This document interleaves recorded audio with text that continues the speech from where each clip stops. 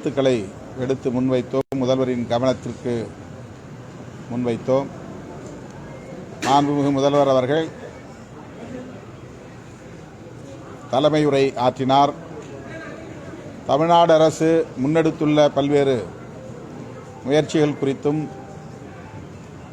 திட்டங்கள் வெற்றிகரமாக நடைபெறுவது குறித்தும் விரிவாக எடுத்துரைத்தார். வருகிற ஏப்ரல் 14ஆம் தேதி சைதாப்பேட்டையில் 10 தளங்கள் கொண்ட மாணவர் விடுதி ஒன்றை கட்டி முடித்து அதை திறக்கவிருக்கிற அறிவிப்பையும் செய்தார். எம்சி ராஜா மாணவர் விடுதி, புதிய விடுதி, 10 தளங்களை கொண்ட விடுதி, ஏறத்தாழ 500 மாணவர்கள் தங்குவதற்கான அனைத்து வசதிகளையும் கொண்ட விடுதி வருகிற ஏப்ரல் 14 புரட்சியாளர் அம்பேத்கர் அவர்களின் பிறந்த நாள் அன்று திறக்கப்பட இருக்கிற செய்தியை அறிவித்தார். அதேபோல அரசு ஊழியர்களுக்கு பதவி உயர்விலே இடஒதுக்கீடு அளிப்பது தொடர்பான அரசமைப்பு சட்டம் 16(4)A விதியின்படி புதிய சட்டம் இந்த கூட்டத்தொடரிலேயே நிறைவேற்றப்படும் என்பதையும் மாண்புமிகு முதல்வர் அவர்கள் உறுதியளித்திருக்கிறார். தமிழ்நாடு முழுவதும்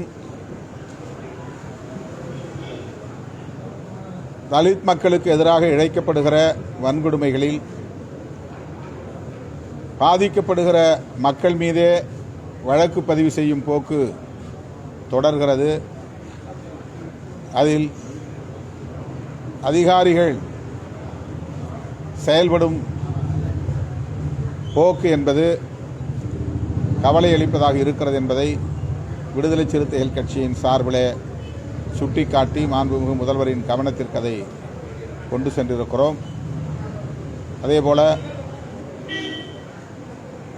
தமிழ்நாடு அரசு ஏற்கனவே அறிவித்திருக்கிற அண்ணல் அம்பேத்கர் தொழில் முன்னோடிகள் திட்டத்திற்கு 170 கோடி ரூபாய் நிதி ஒதுக்கீடு செய்திருக்கிறது என்றாலும் கூட அதை ஆண்டுக்கு 500 கோடி ரூபாயாக உயர்த்த வேண்டும் என்று கோரியிருக்கிறோம். அயோத்திதாசர் பெயரில் உருவாக்கப்பட்டிருக்கிற குடியிருப்பு மேம்பாட்டு திட்டத்திற்கு நிதி ஒதுக்கீடு போதிய அளவில் இல்லை என்பதை சுட்டிக்காட்டி அதை 600 கோடி ரூபாயாக உயர்த்த வேண்டும் என்றும் வலியுறுத்தியிருக்கிறோம்.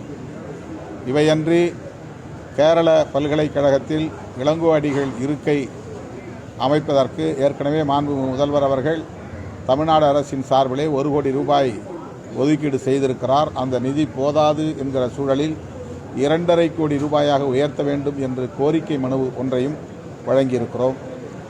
பெரியவர் இளையபெருமாள் அவர்களின் பெயரில் சிதம்பரம் தொகுதியில் சிதம்பரம் அருகே 5.70 கோடி மதிப்பீட்டில் அவருடைய 100ஆண்டு நினைவரங்கம் கட்டி முடிக்கப்பட்டிருக்கிறது.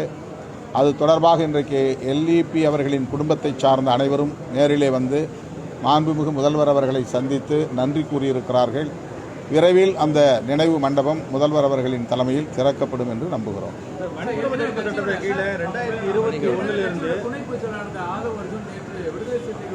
அது சொன்னீங்க, அது சொன்னது என்னது? 445 கேசஸ் வந்து பதிவாயிருந்தது. ஆனால் 2024 வந்து 366 அது பதிவாயிருக்கு. இது வந்து கம்பேரிட்டிவ்லி 19 விழுக்காடு கம்மியாக இருக்குது அப்படின்னு சொல்லிட்டு முதலமைச்சர் சொல்லியிருக்காரு. அதே மாதிரி கடந்த வருஷத்தை பார்க்கும்போது இந்த வருஷம் வந்து 6% வந்து கம்மியாக இருக்குது அப்படின்னு சொல்லியிருக்காரு. வன்கொடுமை தடுப்பு நடவடிக்கையில் அரசு தீவிரமாக கவனம் செலுத்தி செயலாற்றி வருகிறது என்பதை சுட்டிக்காட்டும் வகையில் இந்த புள்ளி விவரங்களை அவர் குறிப்பிட்டிருக்கிறார். அந்த வகையிலே அவருக்கு நாங்கள் எமது நன்றியை தெரிவித்துக் கொள்கிறோம். என்றாலும் கூட ஒப்பீட்டளவிலே பிற மாநிலங்களில் நடைபெறும் வன்கொடுமைகள், வட இந்திய மாநிலங்களில் நடைபெறும் வன்கொடுமைகளைப் போல, குறிப்பாக உத்தரப்பிரதேசம் போன்ற மாநிலங்களில் நடைபெறும் தலித் மக்களுக்கு எதிரான வன்கொடுமைகளைப் போல தமிழகத்தில் தென் மாவட்டங்களில் அதிகரித்து வருவதை பலரும் உறுப்பினர்கள் சுட்டிக்காட்டியிருக்கிறார்கள். அவற்றை கட்டுப்படுத்துவதற்குரிய நடவடிக்கைகளை அரசு மேற்கொள்ளும் என்று நம்புகிறோம்.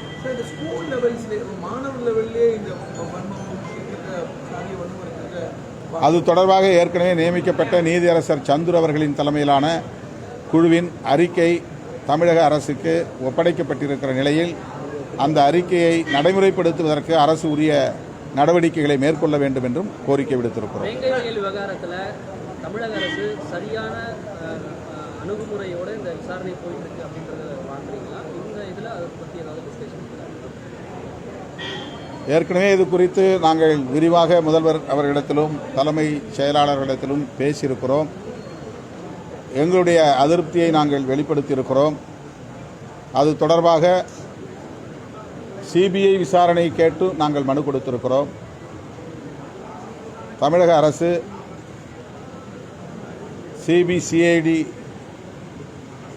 கொடுத்த அறிக்கையின் அடிப்படையில் அவர்கள் உரிய நடவடிக்கையை மேற்கொள்வதாக கூறியிருக்கிறார்கள். என்றாலும் நாங்கள் எங்கள் கோரிக்கையை வழக்கம் போல வலியுறுத்தி இருக்கிறோம். ஏற்கனவே துணை பொதுச்செயலாளர் அந்த ஆள் ஒருத்தன் விசிக கொடுத்தும் கடுங்கான விமர்சனம் வச்சிருக்காரு. வேங்கவேலுக்கு போகாம எது தடுத்து இருக்காரு. இன்னொரு பக்கம் வந்து மதிமுக போல விசிகவும் திமுகவில் கரைந்து போகலாம் கடுமையான விமர்சனம் வச்சிருக்காரு. ஏற்கனவே உங்களோட பயணித்து வரும். ஏற்கனவே எமது கட்சியின் சட்டமன்ற உறுப்பினர் தோழர் சிந்தனை செல்வன் மற்றும் ஆலூர் ஷானவாஸ் போன்றவர்கள் இதற்கு பதிலளித்திருக்கிறார்கள். அந்த விளக்கமே போதுமானது.